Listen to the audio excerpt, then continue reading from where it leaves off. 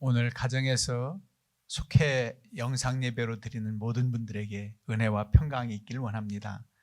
오늘 하나님 말씀은 잠언서 4장 1절에서 19절 말씀입니다. 이 말씀을 온 식구들과 함께 봉독하시기를 바랍니다. 오늘은 가정의 달을 맞이해서 공과 18과 아버지의 훈계라는 제목으로 함께 은혜를 나누고자 합니다. 오늘 저녁 하나님의 말씀은 공과 내용을 거의 그대로 전하도록 하겠습니다.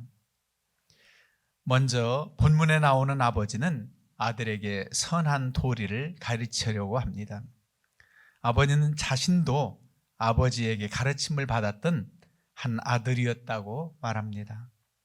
그는 아버지에게서 받은 교훈을 기억하고 있다가 자녀에게 전하고 있습니다. 그는 마음속에 선명하게 남은 부모님의 교훈을 사랑하는 자녀에게 대대로 남겨줍니다. 그러면 자녀가 부모에게 배워야 하는 교훈의 내용은 무엇입니까? 첫 번째로 부모의 가르침을 명심하고 잘 지키라는 겁니다. 본문의 아버지는 자기가 배웠던 교훈을 그대로 아들에게 이야기해 줍니다. 그 교훈은 내 말을 내 마음에 두라는 겁니다. 부모님께서 자녀들에게 훈계할 때 명심하라 그런 말을 합니다. 내 마음에 두라, 내 마음판에 새기라 그렇게 말씀합니다. 이것은 가르침 받는 태도를 강조한 말입니다. 그는 자기가 아버지가 강조했던 것처럼 내 아들아 들으라, 내 말을 받으라며 부모의 가르침을 받도록 교훈합니다. 이렇게 부모가 가르치고 자녀는 가르침을 받으면서 조상들의 지혜가 한 세대에서 다음 세대로 전달됩니다. 그 가르침의 내용 가운데 가장 중요한 것은 바로 하나님의 말씀의 법입니다. 하나님 말씀을 잘 가르치고 인도해야 된다는 것입니다. 이스라엘 백성들은 자자손손 출애굽 사건을 전하도록 그렇게 명합니다. 이집트 나라에서 어떻게 나올 수 있었는지, 광야 생활 40년 동안을 어떻게 살아갈 수 있었는지 하나님의 놀라운 은혜와 경험을 체험한 대로 경험하지 못한 후대들에게도 전해지기를 바랍니다. 그래서 그들로 하여금 또 부모가 되면 또 다음 세대 자녀들에게도 그 가르침을 가르쳐서 하나님을 놀랍게 역사하신 그 하나님의 은혜를 깨달아 알도록 그렇게 했던 것입니다. 두 번째로는 지혜를 얻으라는 겁니다.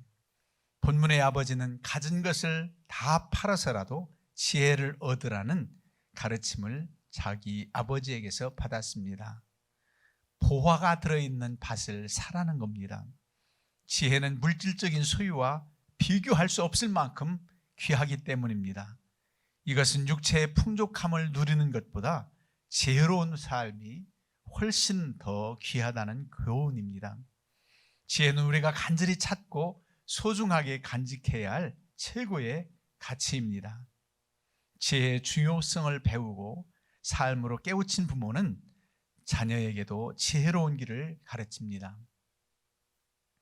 본문의 아버지는 지혜의 길을 갈 때에 앞길이 막히지 않고 넘어지지 않을 것이라고 말합니다. 부모에게서 지혜로운 길을 배운 자녀는 어려운 상황에 처할 때마다 극복하는 힘을 얻게 될 것입니다. 이렇듯 부모는 지혜의 길을 찾아 가르치며 자녀는 지혜의 길을 배우고 걸어가야 합니다. 그런데 그 지혜가 어디로부터 옵니까?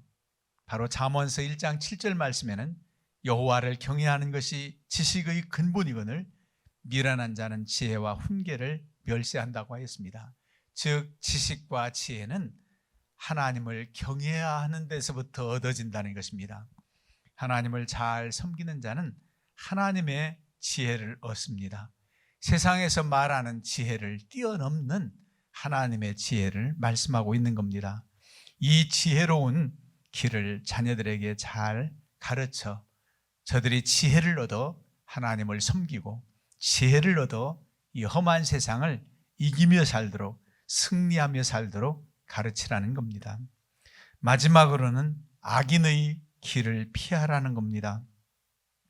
있는 것을 다 주고서라도 취해야 할 것들이 있다면 반대로 처음부터 뿌리쳐야 하는 것도 있습니다. 아버지는 아들에게 악한 자의 길은 다니도 말고 들어서지도 말라고 교훈합니다. 불의한 자의 길은 아예 피해 다니라고 교훈합니다.